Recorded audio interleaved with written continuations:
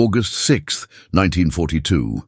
The aircraft carrier Shokaku lay anchored in the calm waters of Truk Lagoon. Its flight deck was barren, the hangars silent. Below, in a cramped meeting room hazy with cigarette smoke, 5 Japanese naval officers sat hunched around a cluttered table of maps, reports, and intelligence summaries. They had been in discussion for 3 long hours. For the last 10 minutes, no one had said a word. At last, Rear Admiral Taman Yamaguchi exhaled and broke the heavy silence. "Gentlemen," he said quietly, "it's time we face the truth these numbers reveal. The war is lost," no one argued. They didn't need to. The silence itself was admission enough. It was August 6, 1942, 2 months after the disaster at Midway, and the realization had finally sunk in. Japan had lost the initiative, perhaps forever. The irony was unbearable. The attack on Pearl Harbor, intended to cripple American power, had instead sealed Japan's fate. To understand how Japan's finest officers came to this grim acknowledgement, we must look back 8 months, to December 7, 1941. That morning, Admiral Isoroku Yamamoto's daring strike on Pearl Harbor achieved dazzling tactical success. Japanese bombers sank or crippled 8 American battleships, destroyed nearly 190 aircraft, and killed over 2,400 Americans. It was executed with near perfection, almost. The cracks in that perfection appeared immediately to those who looked closely. The American aircraft carriers, Enterprise, Lexington, and Saratoga, were not in port.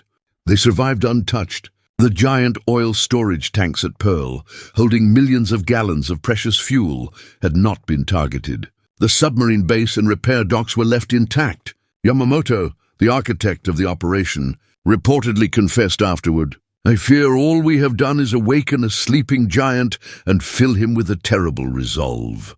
Historians still argue over whether he truly said those words, but the sentiment was real. By early 1942, Japanese naval intelligence already understood that time was not on their side. Their estimates suggested Japan had 6 to 8 months before America's massive industrial power began to overwhelm them. 8 months to secure dominance. By August 1942, that window had slammed shut. The Battle of Midway, fought in early June, had been the fatal turning point. Japan lost 4 of its frontline carriers, Akagi, Kaga, Soryu, and Hiryu. These weren't just ships. They were the core of Japan's naval striking power, crewed by elite pilots who could never truly be replaced. Japan had entered the war with 10 fleet carriers. By August, only 6 remained, and 2 of them were heavily damaged. Across the Pacific, the United States was achieving an industrial miracle that Japanese planners had never imagined possible. The intelligence reports on the table that morning revealed the full horror of it. Over a dozen new Essex-class fleet carriers were being built in American shipyards. Bigger, stronger, and more advanced than anything in Japan's arsenal. The first would join the fleet by early 1943. By 1944, America would have overwhelming numerical superiority at sea. And that was just the beginning. American aircraft production figures were staggering. In 1941, the U.S. had built roughly 19,000 military aircraft. Japan just 5,000, but the gap was growing wider each month. American factories were surging forward, while Japan's strained industrial base was barely holding steady. Projections showed that by 1943, the United States would produce around 85,000 aircraft annually. Japan might manage 16,000 if everything went perfectly. Captain Mitsuo Fuchida, who had led the Pearl Harbor raid, sat at the table that day. Still recovering from injuries sustained at Midway, he had been called in to analyze the state of naval aviation. His report was devastating. At the start of the war, Japan had roughly 3,500 elite carrier pilots, the finest in the world, trained through years of rigorous preparation. By August 1942, 40% of them were gone, killed at Coral Sea, Midway, or in the brutal skies over the Solomon Islands. Those who survived were physically and mentally exhausted, flying repeated combat missions on little sleep. Meanwhile, the pilot training pipeline was collapsing. Japan could produce barely 100 new carrier-qualified pilots each month, each with perhaps 200 flight hours, compared to the 800 or more hours their predecessors had logged before the war. The United States, in contrast, was training thousands of new pilots every month. Their programs were less refined, but their numbers made the difference. Japan's losses could never be replaced. America's always could. Fuchida estimated that at the current rate of attrition, Japan would lose nearly all of its experienced carrier aviators by mid-1943, regardless of how many ships remained afloat. The submarine war painted an equally dire picture. Despite advanced designs, Japan's submarines had achieved little. They were used mainly to shadow enemy fleets rather than attack shipping. Meanwhile, American submarines were beginning to choke Japan's lifelines. Japan's empire depended entirely on imported resources: oil from the Dutch East Indies, rubber from Malaya, rice from Indochina, iron ore from across Asia. All of it had to cross seas increasingly hunted by American submarines. Admiral Yamaguchi presented the shipping loss statistics with a grim face. In January 1942, Japan lost 15 merchant ships. By June 30, by August 40 per month. The curve was rising steeply and unstoppable. At that rate, Yamaguchi warned, Japan's merchant fleet would collapse by 1944. The empire would starve. Shipyards could produce only 200,000 tons of new merchant vessels per year, but they were already losing 300,000 tons annually. And rising, the strategic situation was no better. Japan had conquered a vast empire in half a year. The Philippines, Malaya, Singapore, the Dutch East Indies, Burma, and countless Pacific islands. But that empire had become a trap. Defending it required scattering Japan's forces across an enormous perimeter thousands of miles long. Many garrisons were isolated, undersupplied, and indefensible. The Americans, on the other hand, could concentrate their power wherever they chose. They could strike selectively, forcing Japan to defend everywhere. Even if both sides had equal strength, this imbalance favored the United States. But strength was not equal, and with every month, the disparity grew. One admiral, his voice heavy, suggested seeking peace, perhaps returning captured territories to negotiate a ceasefire. The idea was met with bitter laughter. They had all read the reports of American public sentiment. Pearl Harbor had not broken America's will. It had fused it into something unshakable.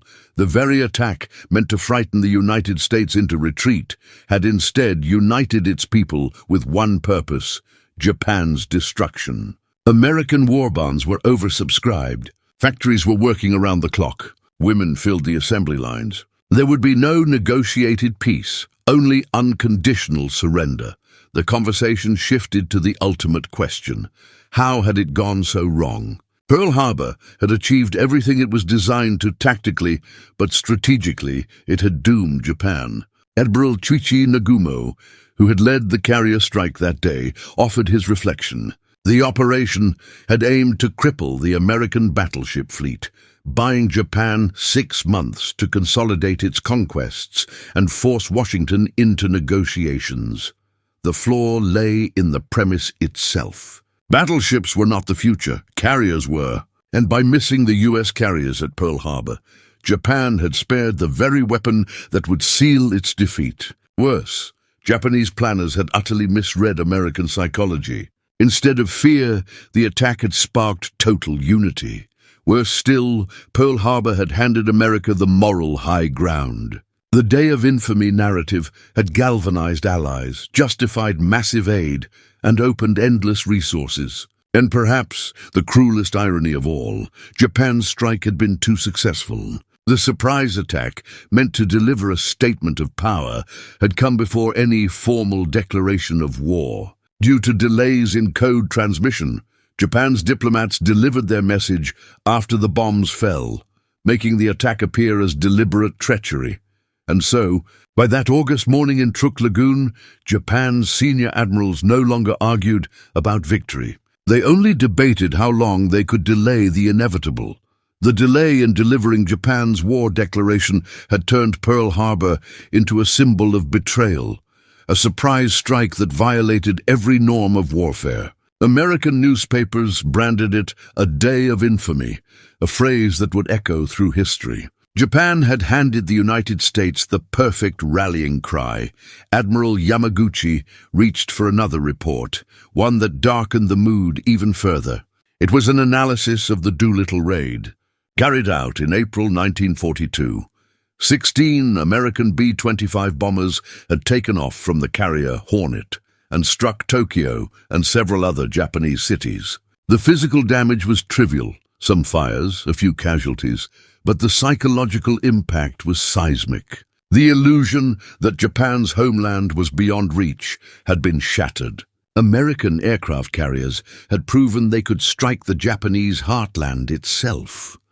The raid forced Japan to divert aircraft and troops back to defend its own islands, forces that were desperately needed elsewhere. Even worse, it pushed the Imperial Navy to hasten the Midway operation, an ambitious plan that would end in disaster. The idea behind Midway had been to lure the remaining American carriers into a trap by attacking the island, forcing them into battle under Japanese terms. Multiple fleets were to converge from different directions in a complex dance of timing and deception.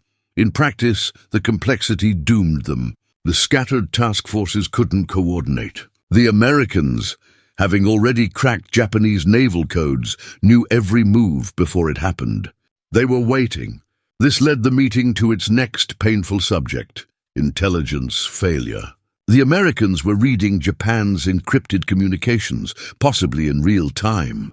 No one in the room knew exactly how much the enemy understood, but all feared the worst. It meant that every operation, every convoy route, every tactical plan might already be in American hands before it even began. Waging war under those conditions bordered on hopeless. The officers then turned to the great what-ifs. What if Japan had never attacked the United States at all? What if, instead, it had limited its war to the British and Dutch colonies in Southeast Asia? Would Washington have stayed neutral? It was uncertain. President Roosevelt clearly favored intervention, but in 1941, most Americans wanted no part of another foreign war. Without Pearl Harbor, it was possible that Congress might not have declared war, at least not immediately. Japan might have secured a wider empire and bought valuable time to fortify it before America entered the conflict. Instead, the Pearl Harbor attack had handed Roosevelt exactly what he needed: a united country burning for vengeance. Then came the second question: what if the Pearl Harbor assault had gone further?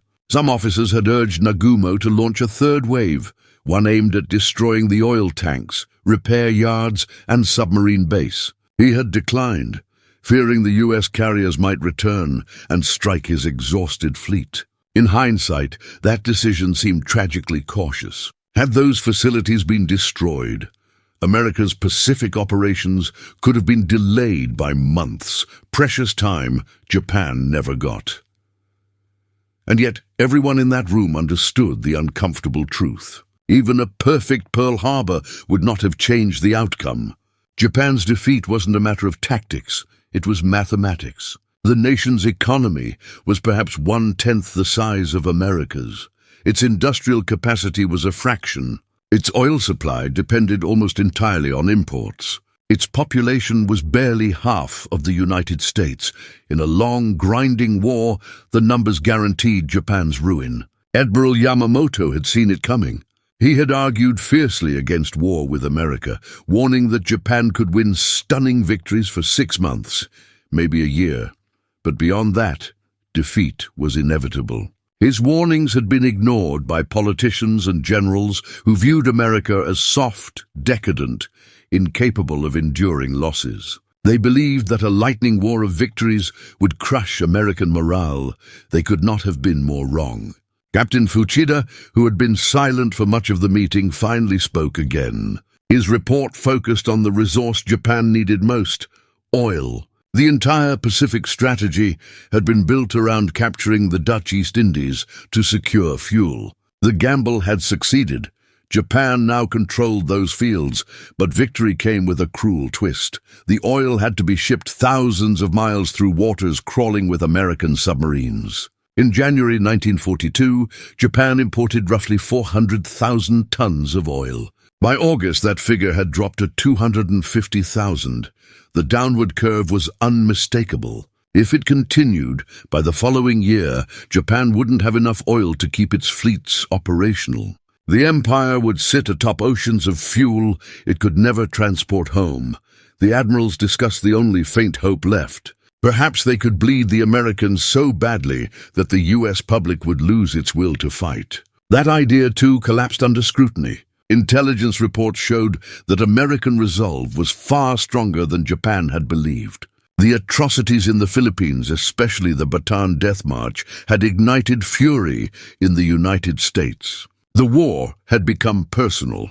The Americans weren't calculating cost. They wanted retribution, and unlike Japan, they could wage war without exhausting themselves. They were mastering a new kind of warfare, industrial warfare, where victory came not from courage alone, but from superior logistics, overwhelming production, and methodical efficiency. American commanders weren't throwing lives away in reckless assaults. They were using tanks, planes, and artillery to annihilate Japanese positions from a distance, minimizing their own casualties while maximizing Japan's. The battlefield had become a factory floor, mechanical, relentless, inevitable. Attention then turned to the Solomon Islands. In early August, U.S. Marines had landed on Guadalcanal. The Japanese were fighting ferociously to drive them out. But everyone in that room understood what Guadalcanal meant. It was the start of a new American strategy. Build an airfield, seize control of nearby seas, use that base to leapfrog forward to the next target. Slow, systematic, unstoppable. Japan couldn't counter it. Their supply chains were stretched thin, their factories already overburdened, their fuel dwindling. Every new engagement turned into another slow bleed of ships, planes, and men that Japan could never replace. Finally, a financial report was brought out, an economic forecast from the Ministry of Finance. It estimated Japan's war capacity under various conditions through 1945. Even the most optimistic projections ended in collapse by late 1944. Japan's economy simply could not sustain total war beyond 3 years. The calendar said August 1942. The sands of time were already running out. The conclusion was unavoidable. Pearl Harbor had been a stunning tactical achievement, but a strategic disaster without equal. It had achieved everything Japan didn't need, while guaranteeing the one outcome it could never afford: total American unity and mobilization. The war, in truth, had been lost the day it began. Yamaguchi suggested they recommend peace talks before the situation became irreversible. But the others knew it was futile. Any such proposal would be branded defeatism. The government would reject it, or worse, punish them for it. Japan's leaders were no longer making strategic decisions. They were clinging to ideology, and so the meeting ended as it had begun, in silence. There were no resolutions, no hopeful strategies, only the shared understanding of finality. The officers rose, bowed, and returned to their posts to plan operations they knew could not succeed, to fight a war already lost. August 6, 1942, Japan's admirals finally understood what the nation itself had yet to realize. Its fate had been sealed on the morning of December 7, 1941.